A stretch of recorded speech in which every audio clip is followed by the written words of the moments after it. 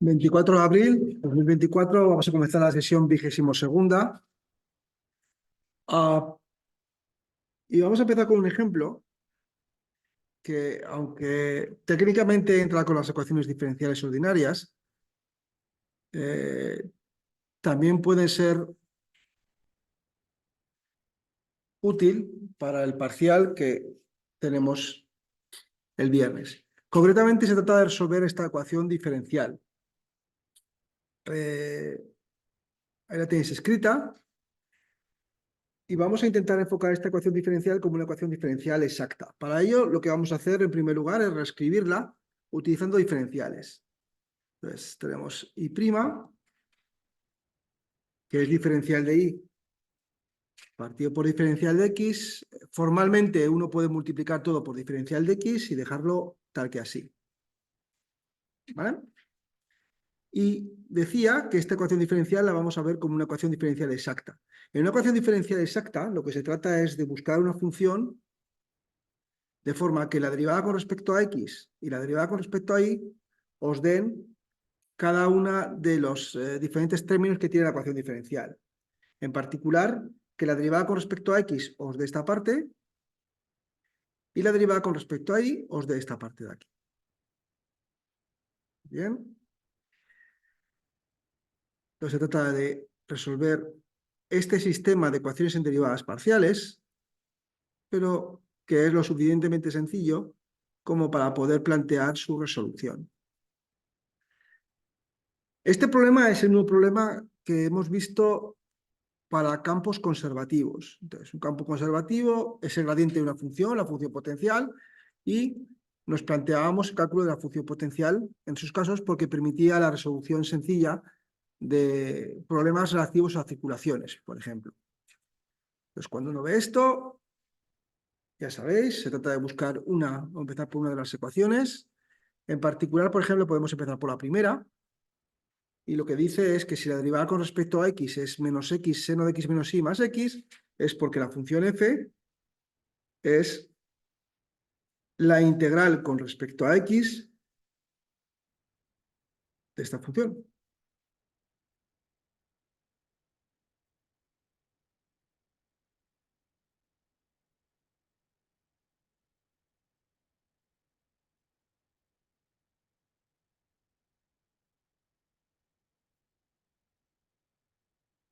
Esto se puede resolver fácilmente. Recordad que en este caso la y funciona como si fuera un parámetro, una constante, luego la variable realmente es la x. Esta es la típica primitiva que se calcula por interacción por partes.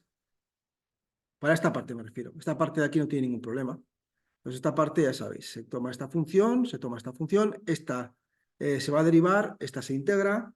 Echéis las cuentas, no las voy a detallar, y lo que os sale al final es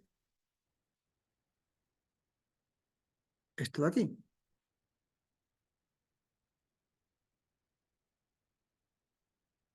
Y queda, además, x cuadrado partido por 2. Os recuerdo, esto, al ser derivado con respecto a x, os da menos x seno de x menos y, esto al ser derivado con respecto a x, os da x. Hay una constante de integración aquí pendiente, pero es una constante de integración respecto a la variable con la que habéis integrado, que es x. Luego, en principio, esto podría depender de y.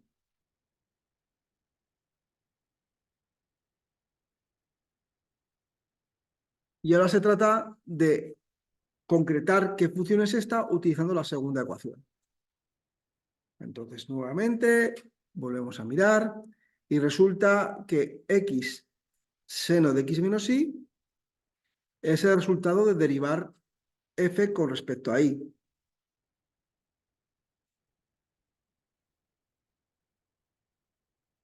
Miramos qué es lo que sabemos de f, que es esto de aquí, y al ser derivado esto con respecto a y, pues lo que queda es x seno de x menos y menos coseno, no, eso más coseno de x menos y más phi prima con respecto a y.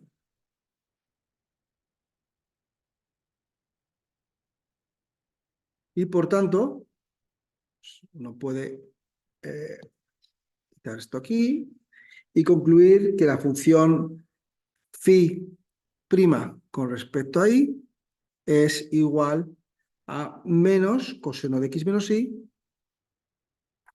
y por tanto, ya digo, uno integraría esa función con respecto a y y ya tendría más o menos cerrado el problema. Bien, aquí, llegado a este punto, a uno le deben sonar las alarmas por todos los sitios.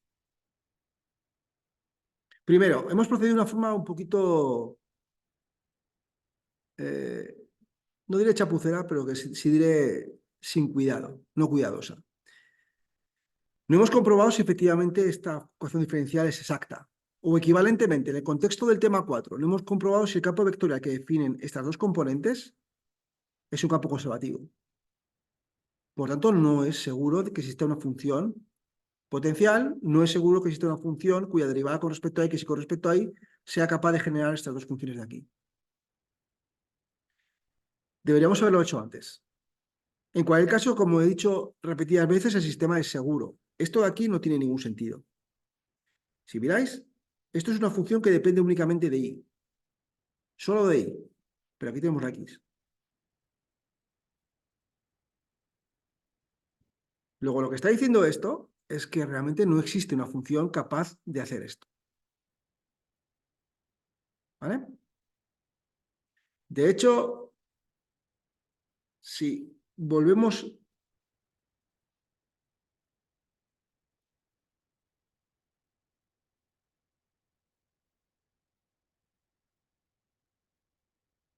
al principio y hacemos las cosas bien,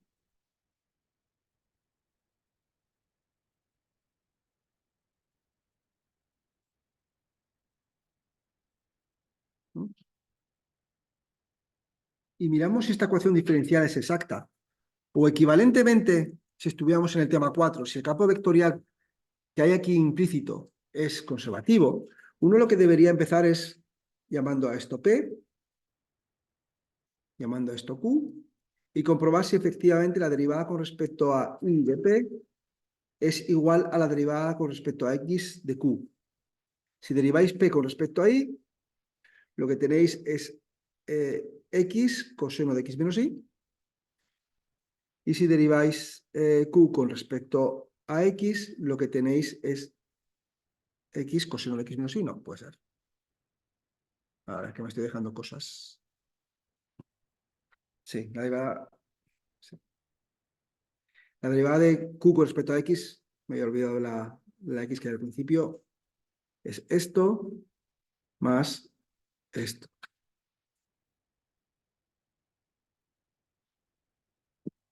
Y como podéis comprobar, estas funciones son distintas. Luego, la ecuación diferencial no es exacta.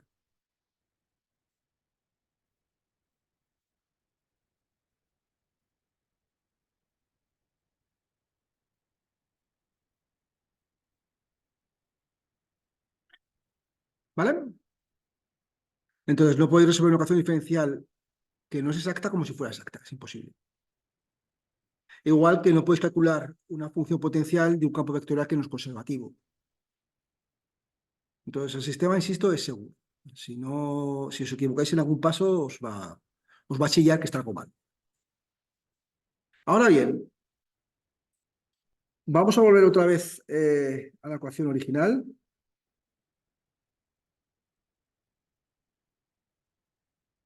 Y vamos a cambiarla ligeramente. Y el cambio que vamos a hacer va a ser dividir todo por x.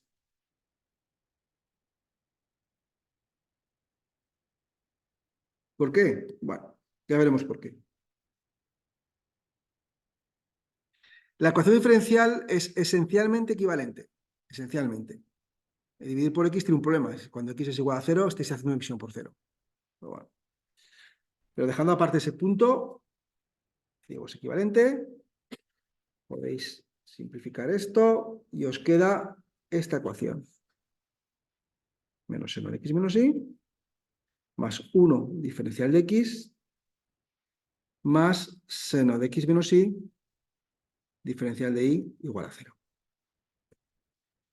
Ahora, si como antes llamáis esto P, llamáis esto Q, y chequeáis si la ecuación diferencial es exacta. La derivada con respecto a y de esto es el coseno de x menos y. La derivada con respecto a x de q resulta ser coseno de x menos y, que ahora sí que son iguales. Pues esta ecuación diferencial es exacta. Y por lo tanto sí que os podéis plantear su resolución como una ecuación diferencial exacta, es decir, como buscar una función cuya derivada con respecto a x y cuya derivada con respecto a y os den respectivamente p y q.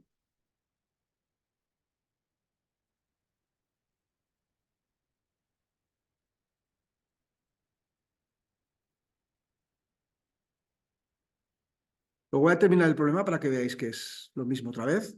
Podemos empezar con cualquiera de las dos. Voy a empezar ahora con la segunda. ¿Por qué? De hecho, lo lógico es empezar con la primera. Uno empieza con lo que tiene más información. Pero, si empecéis con la segunda, pues que f con respecto a y sea seno de x menos y, quiere decir que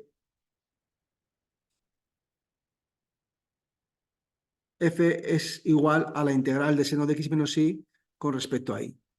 Y esto de aquí es el coseno de x menos y. Más una función que es constante con respecto a y, pero que depende de x. Ahora lo concretamos. La derivada de f con respecto a x tiene que ser igual a coseno de x menos y.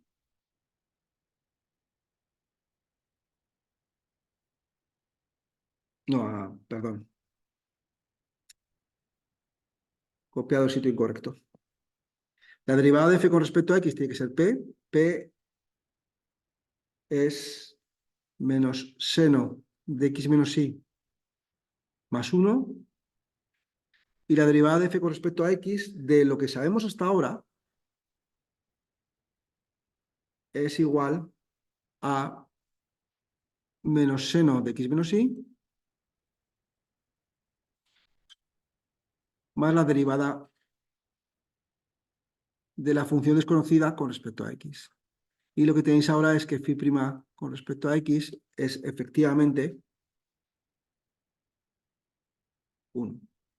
Y ahora las cosas sí que cuadran. A la derecha tenéis una función que depende de x, a la izquierda tenéis una expresión que en cierta forma depende de x. Lo que no depende de y, en ningún caso. Entonces phi es la integral de 1 con respecto a x, x. Entonces podemos utilizar esto y terminar de rellenar la función f, de forma que la función f es igual al coseno de x menos y más x.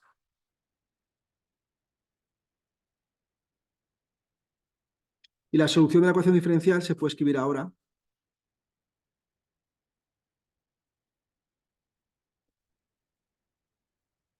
como coseno de x menos y más x igual a constante. Me disculparéis, pero hace como toques fantasmas esta tableta cuando tiene a bien.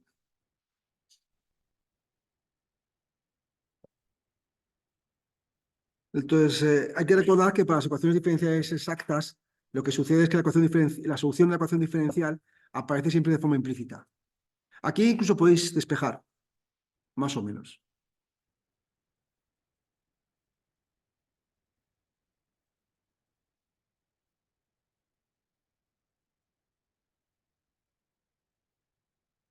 Y esto es válido pues, para determinado rango de x dependiendo de c.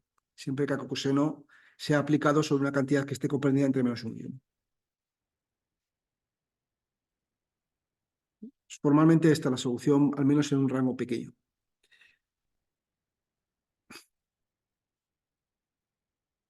Bien, esto es interesante, porque lo que hemos visto es que una ecuación diferencial, que no era exacta, la hemos transformado en una ecuación diferencial exacta simplemente multiplicando por algo adecuado.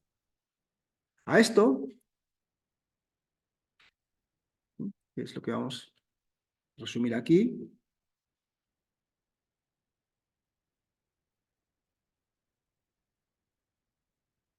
esto es lo que teníamos al principio, lo hemos multiplicado por una función adecuada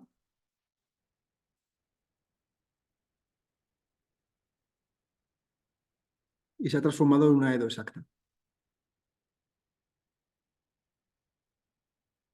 Esto se puede hacer siempre, en teoría al menos. Siempre es posible encontrar una función que multiplicando la ecuación diferencial por ella la transforméis en una ecuación diferencial exacta. Otra cosa que encontrar esa función pueda ser tan complicado como resolver la ecuación diferencial o incluso más. Entonces, a esto se le llama factor integrante.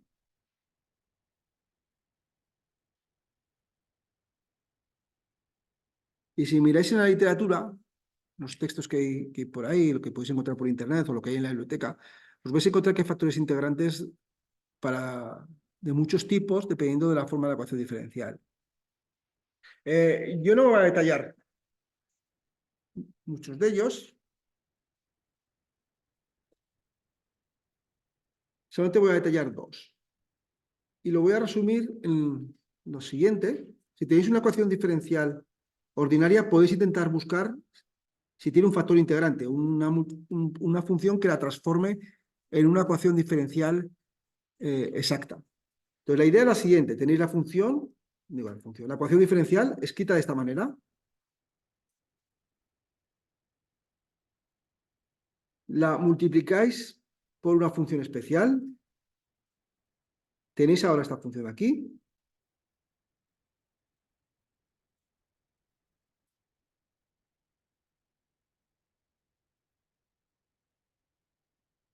Esta función no, perdón. Esta ecuación diferencial, quiero decir.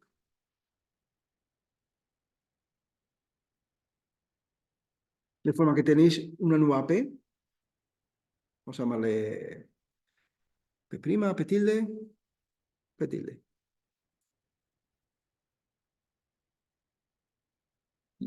Y es lo que he dicho antes, que al menos en teoría es posible calcular o construir o hallar esta función de forma que esta y esta sí que cumplan ahora esto.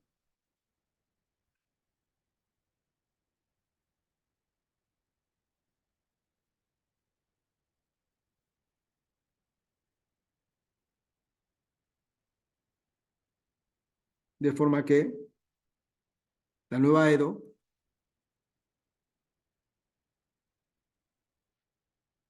sea exacta.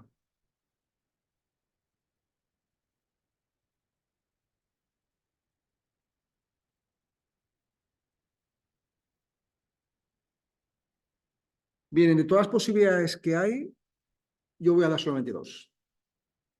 Aunque los apuntes, no los apuntes, sino en la lista de problemas hay un ejercicio que tiene que ver con, bueno, cómo se puede encontrar el factor integrante si uno sabe algo sobre su forma.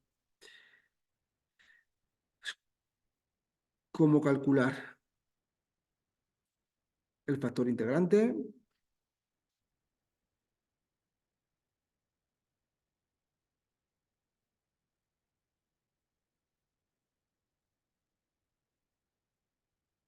Ya digo, dos casos particulares.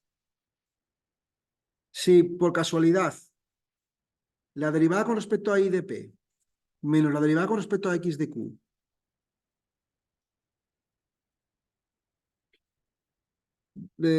dividido por q es una función que solo depende de x, entonces hay un factor integrante que solo depende de x y que es e elevado a la integral de g.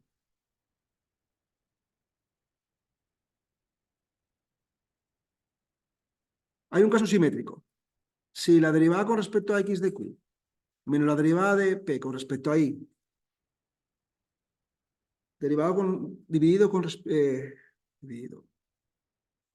dividido por p es una función que solo depende de y, hay un factor integrante que solo depende de y que es e elevado a la integral de h.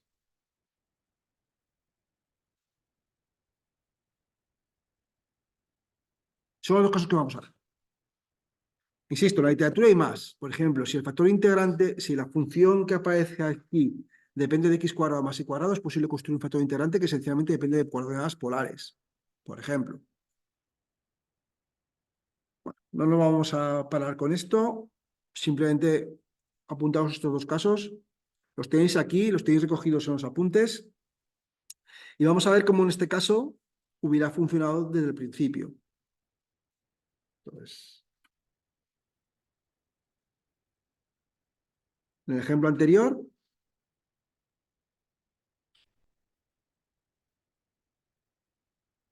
que se lo hemos aplicado a la ecuación diferencial, que era esta,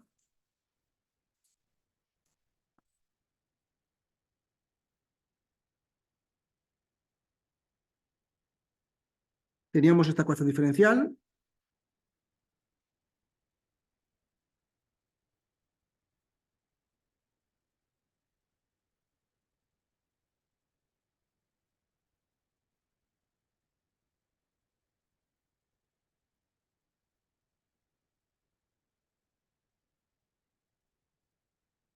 si miráis esta P, si miráis esta Q, y hacéis la derivada de P con respecto a I, le quitáis la derivada de Q con respecto a X y lo dividís todo por P, por Q, quiero decir, sale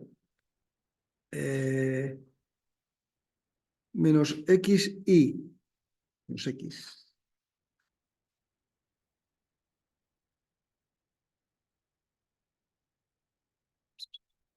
coseno de X menos Y, menos X coseno de X menos Y,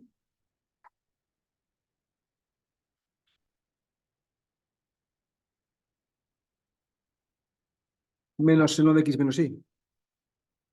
¿Se ve bien todavía? Sí.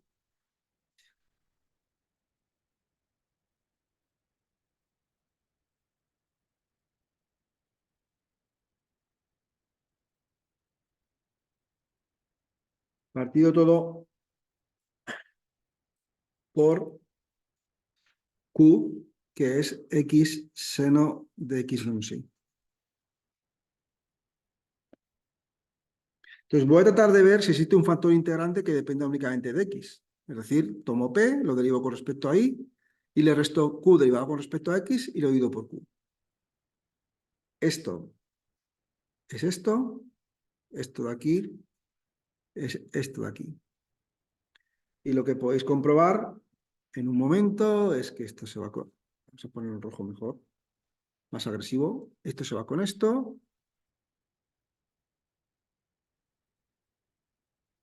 Y por tanto, lo que os queda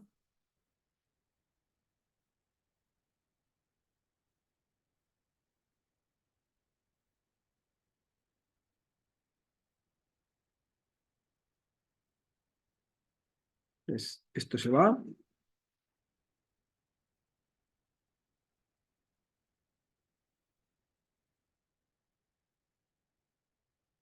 Fuera, fuera.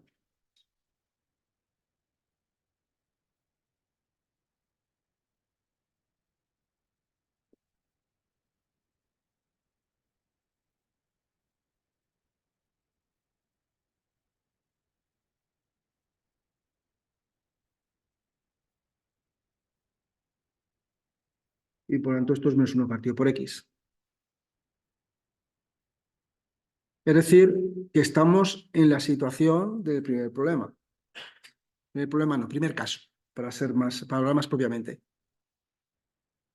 Entonces, esto dice que existe un factor integrante que es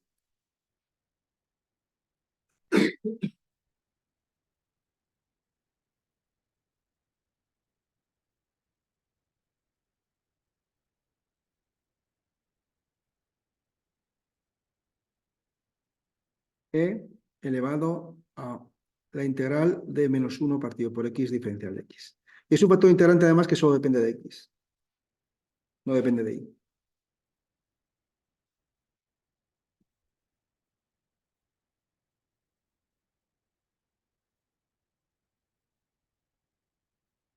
Como os comenté, Con ecuaciones diferenciales, las integrales son prácticamente inevitables. Lo vais a encontrar una y otra vez. Pero esta integral de aquí es fácil de resolver. Es esta.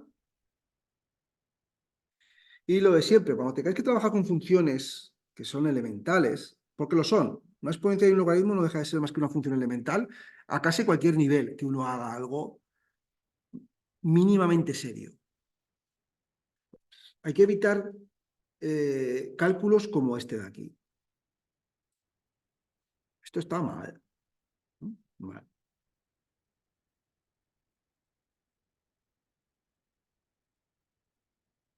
Pues las cosas hay que trabajarlas con cuidado. ¿Cuánto vale e elevado a menos logaritmo de x? E elevado a menos logaritmo de x lo podéis ver de diferentes maneras. Por ejemplo, es 1 por e elevado al logaritmo de x. Y ahora sí, la exponencial contra el logaritmo es 1 partido por x. O lo podéis ver así, e elevado a menos, no, el menos entra dentro del logaritmo, ya sabéis, menos logaritmo de p, logaritmo de 1 partido por p. Y ahora también sale esto. ¿Vale? Entonces son matemáticas. Si trabajáis de forma correcta, a lo que lleguéis tiene que estar bien, independientemente del camino que escojáis. Bueno, pues esto es. Lo que dice es que la ecuación diferencial se vuelve exacta si la multiplicáis por 1 partido por x. Que si repasáis lo que hemos hecho en el problema, es exactamente eso. Multiplicarla por 1 partido por x.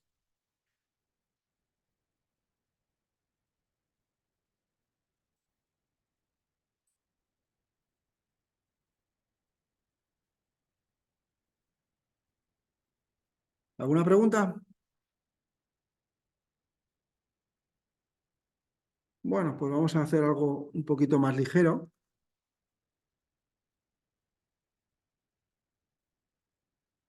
Y vamos a encontrarnos con una ecuación diferencial ordinaria que de hecho aparece en varios ámbitos distintos. Y en este caso lo voy a introducir hablando de esto de aquí.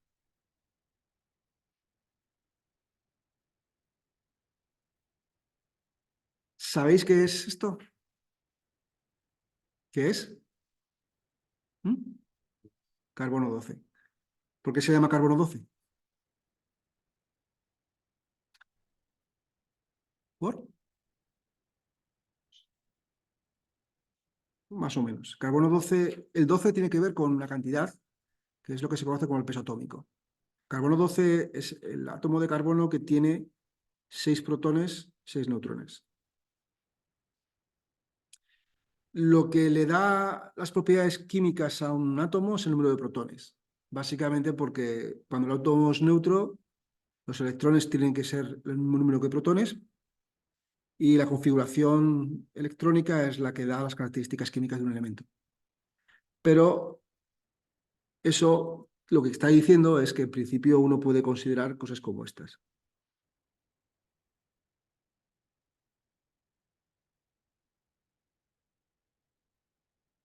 Son todos átomos de carbono. 11, 12, 13 y 14 lo que hacen referencia es su peso atómico, es al número de protones y neutrones dentro de su núcleo. Como el número de protones es constante, en todos casos es 6, lo que está diciendo es que este tiene 5 neutrones, este tiene 6 neutrones, este tiene 7 y este tiene 8. Entonces son lo que se conoce como isótopos. Y el número de protones es diferente peso atómico. La historia entre los protones y los neutrones en un átomo es algo bastante complicado. Tiene que ver con que eh, el modelo atómico contempla que los protones y neutrones están concentrados en el núcleo. Los protones son positivos, luego se repelen. Entonces hay una tercera fuerza que está ahí dando mal, que es la fuerza nuclear fuerte, que es la que consigue mantener el átomo, el núcleo atómico estable. Se le llama fuerza nuclear porque actúa en el núcleo, fuerte porque es extraordinariamente fuerte. Pero de hecho tiene un rango de actuación bastante pequeño. Fuera, cuando sepáis un poquito, deja de existir. El caso es que para que el átomo sea estable requiere los neutrones que de cierta forma son los que estabilizan el núcleo, pero necesitáis un número mínimo de neutrones y un número máximo de neutrones. Quiere decir, si hay pocos neutrones, no estabilizáis el núcleo, si hay muchos neutrones, esto se va al garete también. Entonces, de estos son inestables el primero, el tercero y el cuarto. De hecho, solamente hay uno estable realmente, según tengo que apuntado. Estos son inestables. Inestables quiere decir que el átomo desaparece. Particularmente el que es importante, aunque suele ser más popular, es este de aquí, el carbono 14. Pues el carbono 14 se va al garete de la siguiente manera.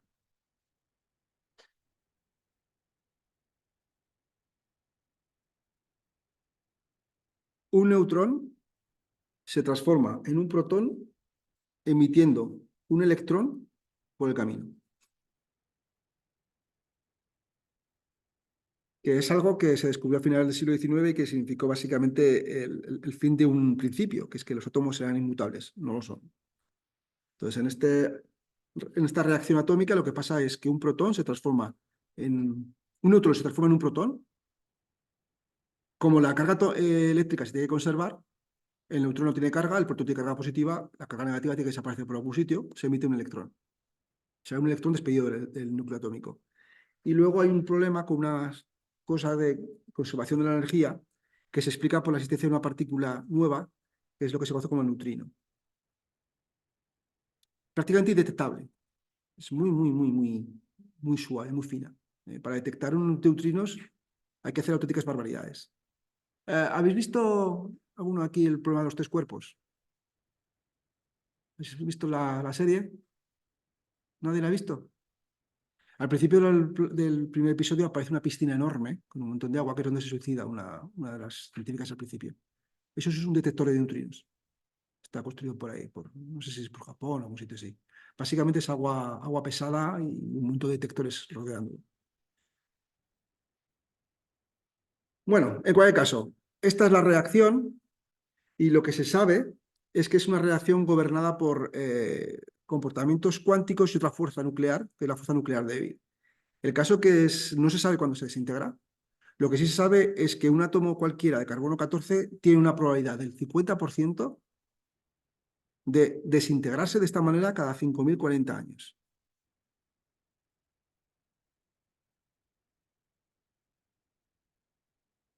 El 50%. Nunca vais a poder saber cuándo un átomo se va a desintegrar, solo que si esperáis 5.040 años, os vais a encontrar con que hay una probabilidad del 50% que el átomo se ha desintegrado.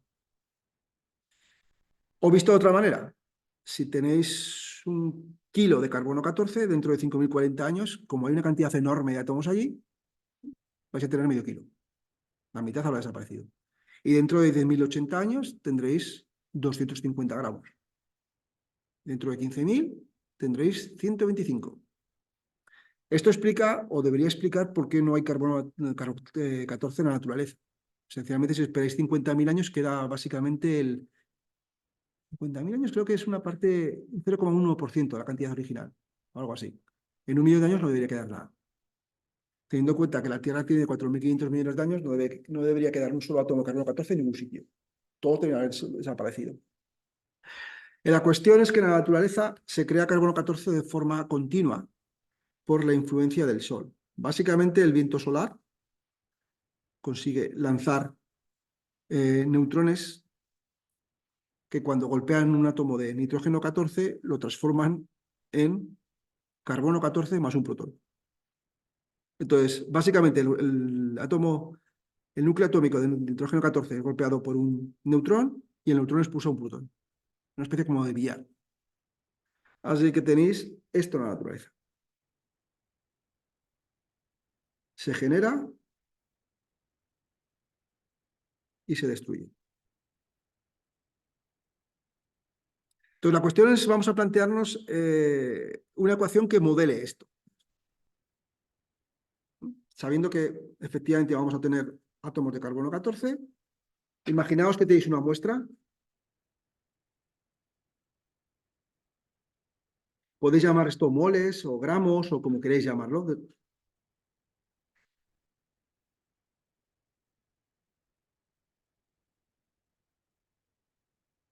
La ecuación que modela esto es la siguiente. La velocidad a la que los átomos de carbono 14 se desintegran es proporcional a la cantidad.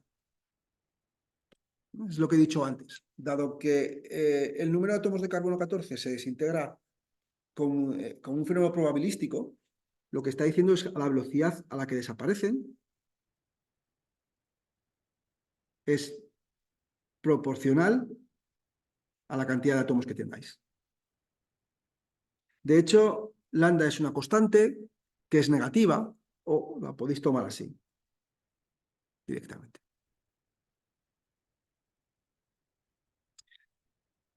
Y entonces os encontráis con esta ecuación diferencial.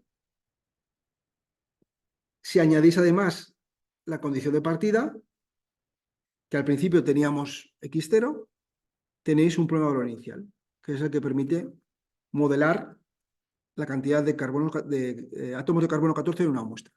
Insisto, todo esto es probabilístico, pero evidentemente si tenéis una muestra con trillones y trillones de átomos, esto funciona muy bien. Bueno, resolver esto os va a dar la cantidad de carbono 14 que podéis esperar en una muestra. Esta ecuación diferencial la podéis leer de varias maneras distintas. Entonces, por un lado, si la escribís así, la podéis ver como una ecuación lineal.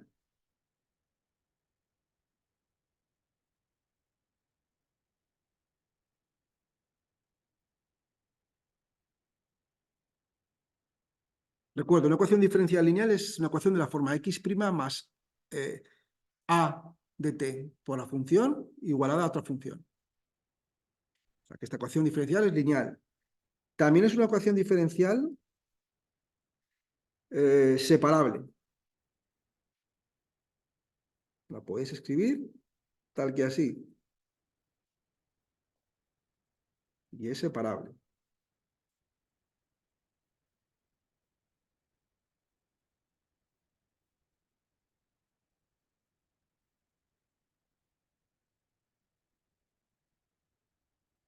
Y si la miráis así,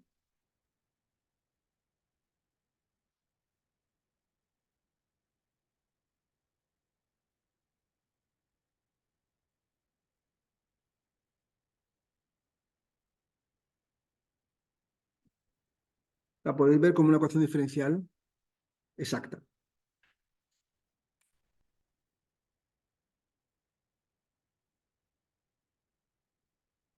Llamáis a la t, le llamáis sí y ya está. La podéis ver de cualquiera de las tres. Entonces, si decidís utilizar un método u otro de resolución, quizás el más simple sea siempre separable, porque son integrales directas. Entonces, veis esto y resulta que como separable tendríais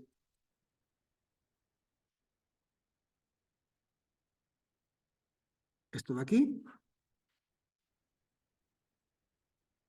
Luego la integral es el logaritmo de x es igual a menos t más una constante de integración. Luego x, o x de t, es elevado a menos t por elevado a c. Es igual a una constante por elevado a menos t. Me he dejado el lambda por el camino. Y la pongo ahora. Ahí la tenéis.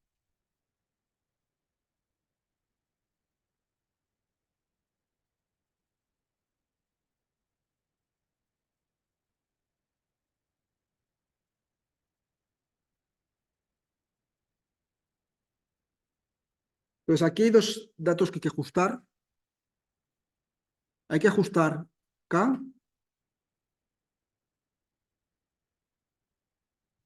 y lambda. K es fácil de ajustar. K tiene que ver con la cantidad de carbono 14 que había al principio.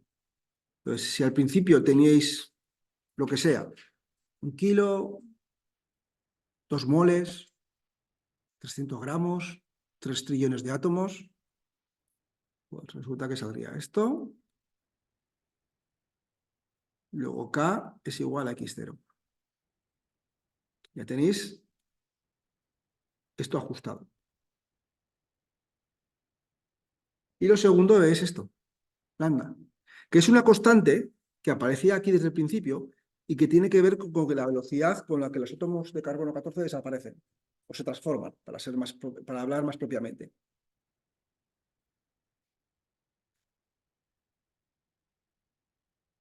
Entonces, la idea es que si desaparecen más rápido, quiere decir que la velocidad es mayor, quiere decir que esta constante es mayor. De todos los datos que hemos tenido al principio, el único que no hemos manejado es este de aquí. Que la vida media, que es como se conoce esa cantidad, la probabilidad, el tiempo que hay que esperar para tener una probabilidad del 50% para que el átomo se desintegre es de 5.040 años. Bueno, pues vamos a utilizarlo hasta aquí.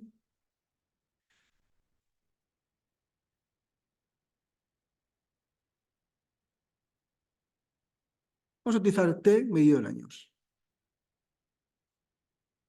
Entonces, lo que está diciendo esto es que si esperáis 5.040 años, tendréis la mitad.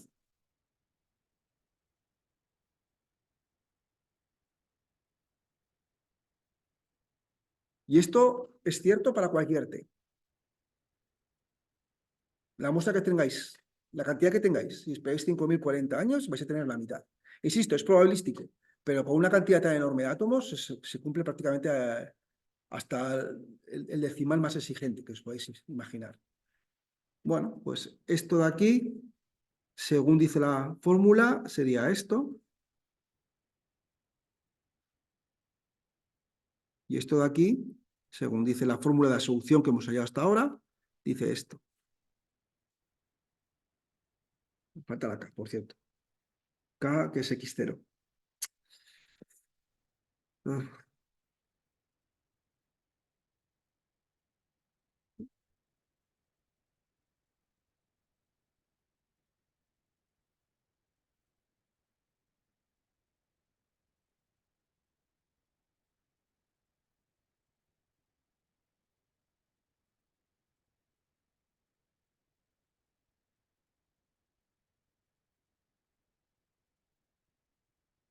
simplificáis, simplificáis, pasáis al otro lado y sale que E menos 5.040 lambda es igual a un medio. Menos lambda de T desaparece. O si queréis, que E elevado a 5.040 lambda es igual a un medio. A 2, quiero decir. O que lambda es igual al logaritmo de 2 partido por 5.040. Ya tenéis la constante que aparece en esa exponencia. Por tanto, la solución sería esta. X de t es igual a la cantidad inicial por e elevado a menos 1 partido por 5.040 logaritmo de 2 t.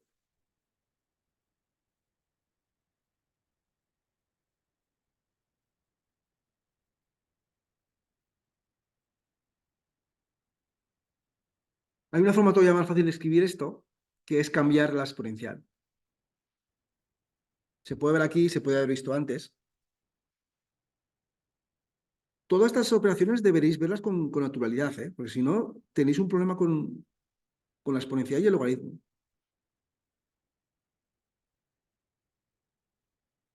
Se puede escribir así. Podéis pasar menos t partido por 5.040 dentro del logaritmo.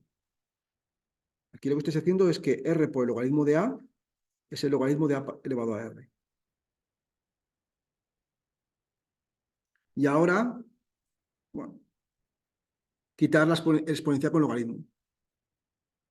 Escribirlo así.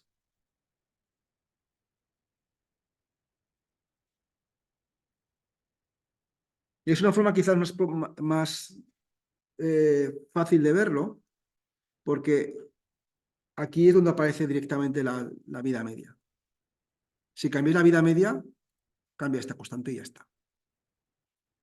Esto es x0, por cierto. Es decir, aquí se ve más claramente que cada vez que aumentéis en 5040 años, lo que estáis haciendo es dividir la cantidad inicial por 2. Pues ya está. Esta es la ecuación diferencial. No sé si estáis muy al tanto de cómo funciona la prueba del carbono 14. Es una prueba que más y que menos ha oído hablar siempre de ella. La prueba del carbono 14 funciona precisamente utilizando esto de aquí. La idea es que en un material vivo, y material vivo es algo bastante flexible. El material vivo es un resto orgánico. Puede ser un cadáver, puede ser un trozo de madera, puede ser una pieza de lino, una ropa, una sábana, o sabe Dios qué. Puede ser restos de una hoguera. La historia es que en un material vivo, cuando se mantiene mientras está vivo, la cantidad de carbono 14 que contiene es constante y tiene que ver con lo que hay en la atmósfera. Básicamente, carbono 14 y carbono 12 químicamente son prácticamente iguales y el cuerpo los absorbe igual. Entonces, la cantidad de carbono 14 que podéis tener en un material vivo es la que hay en la atmósfera. Pero en cuanto el material vivo muere, en cuanto finaliza ese intercambio, que es la base de la vida, esos intercambios, la cantidad de carbono 14 que queda va a empezar a desaparecer. De forma que lo que uno puede hacer es tomar, por ejemplo, un trozo orgánico, ya digo, puede ser simplemente un trozo de madera, una talla, por ejemplo, de algo, tomar una muestra y mirar a ver cuánto carbono 14 tiene. Si resulta que tiene el 25% de lo que uno esperaría que tuviera, es porque la última vez que ese material estuvo vivo fue hace exactamente 10.080 años. Si tiene el 35% o el 40%, uno utiliza esta ecuación diferencial, utiliza esa fórmula y puede deducir cuánto tiempo hace que ese material estuvo vivo cuando se trabajó por primera vez. Y esto es una forma de tasar o de calcular edades de restos orgánicos. Por supuesto, el diablo se esconde en los detalles. Hay que ser muy precisos. Tenéis que evitar contaminaciones, especialmente cuando tenéis muy atrás en el tiempo. En un laboratorio moderno se consiguen hacer tasaciones de hasta hace... Tasaciones no sería la palabra correcta. Sería dataciones de hasta 50.000 años. Que eso quiere decir que la cantidad de carbono 14 que queda en esa muestra es 1 partido por 2 elevado a 10 de la original. Una milésima parte de lo que quedaba.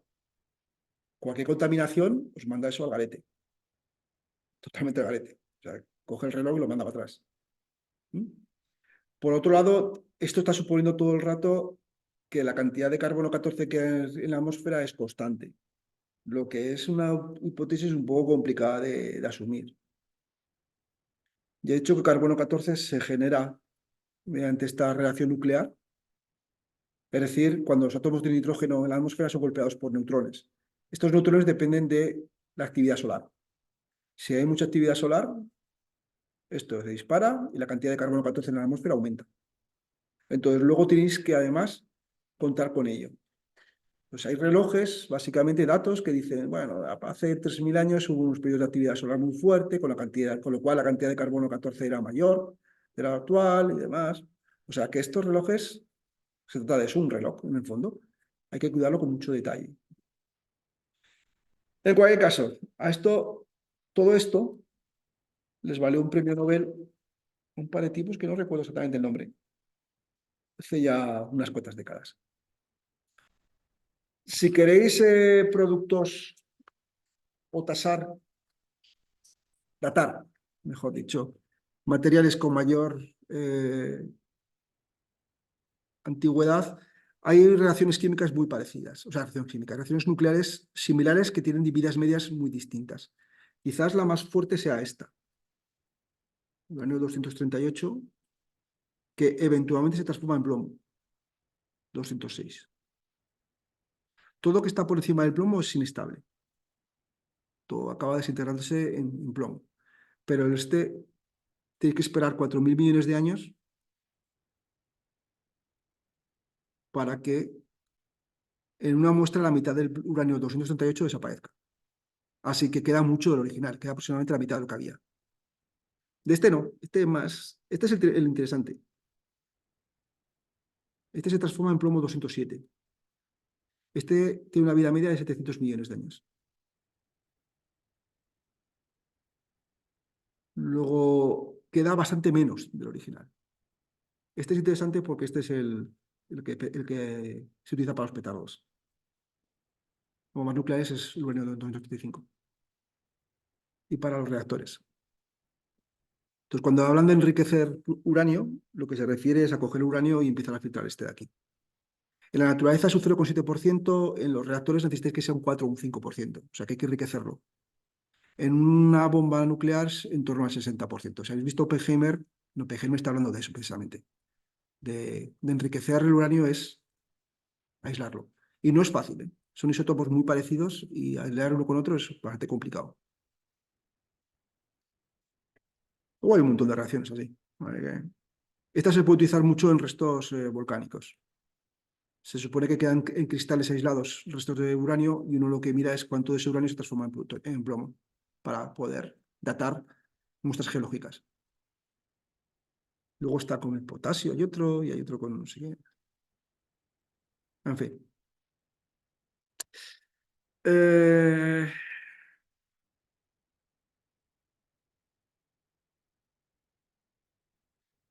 si os parece, vamos a parar aquí 10 minutos y en la segunda hora pensamos qué hacemos.